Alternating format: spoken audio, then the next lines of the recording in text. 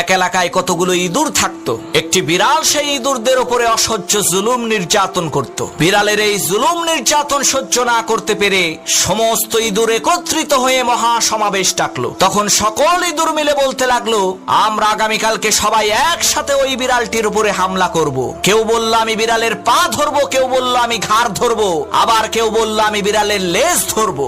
এমন সময় ইঁদুর সর্দার সমস্ত ইঁদুরদেরকে লক্ষ্য করে বলল, ভাইয়েরা আমার, আপনারা সবাই বলছেন বিড়ালের হাত ধরবেন, পাও ধরবেন, মাথা ধরবেন, ভালো কথা, কিন্তু বিড়ালের ম্যাও ধরবেন কে? ওই হিংস্র বিড়াল যখন আপনাদেরকে ধরার জন্য রাগান্বিত কণ্ঠে ম্যাও বলে উঠবে, ওই ম্যাওয়ের হুঙ্কার শুনে আপনারা নির্ভয়ে সাহস করে সেই ম্যাওটাকে কি ধরতে পারবেন? তখন কোন ইঁদুর আর কথা বলে না। এতগুলো ইঁদুরের মধ্যে একটা ইঁদুরও বিড়ালের ম্যাও ধরার সাহস পেল না।